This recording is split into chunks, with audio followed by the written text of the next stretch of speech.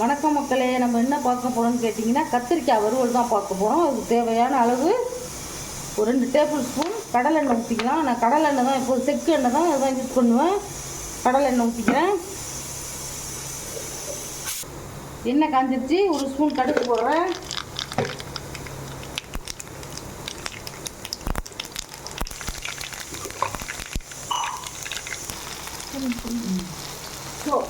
கடுகு போட்டிருக்கேன் 1 spoon. 1 spoon சோம்பு போட்டிருக்கேன். ஒரு பெரிய வெங்காயம் அரிஞ்சு போட்டிருக்கேன்.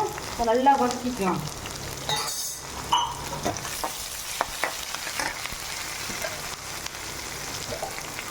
ஒரு பெரிய சைஸ் தக்காளிக்கு மிக்சியில் அரைச்சி வச்சுருக்கேன். அதையும் போடுறேன்.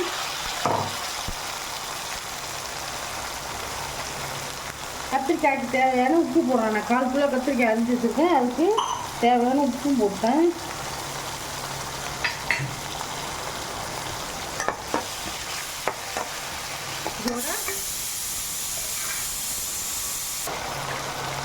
இதோட நான் கத்திரிக்காயை தண்ணியில் அரிஞ்சு போட்டு அரைச்சி வச்சுருக்கேன். அந்த கத்திரிக்காயும் போடுறேன். இங்கே பாருங்கள்.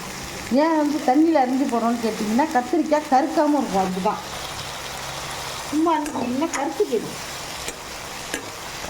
இது பழுத்து இருக்கிறோம். கத்திரிக்காயை அந்த நைஸாக வெட்டிக்கணும். ஒரு கத்திரிக்காயை சரி பாதியாக அரிஞ்சு அந்த பாதியை 4ஆக அரிஞ்சிக்கணும். நைஸாக அரிஞ்சிக்கணும். இந்த எண்ணெயிலேயே நல்லா சுருள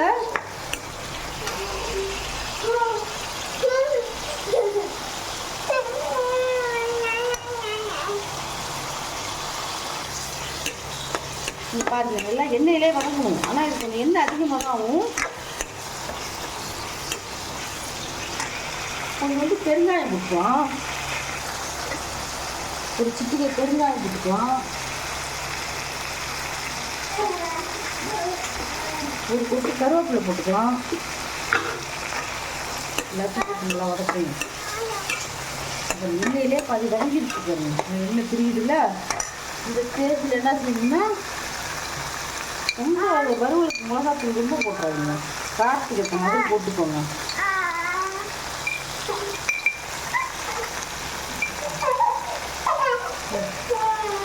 நான் 1 ஸ்பூன் 1/4 கிலோ கத்திரிக்காய்க்கு 1 ஸ்பூன் மிளகாத்தூள் போடுறேன். போதும்.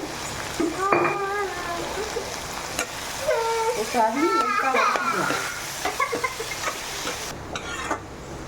பாருங்க, கத்திரிக்காய் இதுலேயே பாதி வேக்காடு வந்துருச்சு பாருங்க வதக்கல்லையே.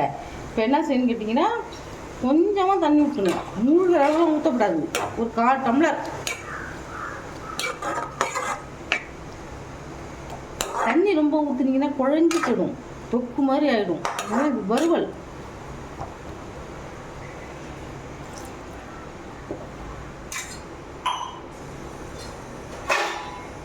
தண்ணி ஊற்றிட்டு இப்போ அடுப்பை மூடி வச்சுட்டு அடுத்தது பார்க்கலாம். இப்போ பாருங்கள், 1/2 டம்ளர் தண்ணி ஊற்றி கத்திரிக்காய் வச்சோம்ல, மூடி போட்டு ஒரு 20 நிமிஷம் வேகணும். அப்பப்போ இப்போ கிளறி விட்டுக்குங்க. அடி பிடிச்சி போயிடும். இப்போ என்ன செய்யணும், 2வது ஸ்டேஜ் முடிவு கொஞ்சம் அரை அடுப்பு சிம்மில் கொஞ்சம் போட்டு வச்சுக்கோங்க. சிம்மில் போட்டு வச்சுட்டு 10 நிமிஷம் கழிச்சு பார்ப்போம்.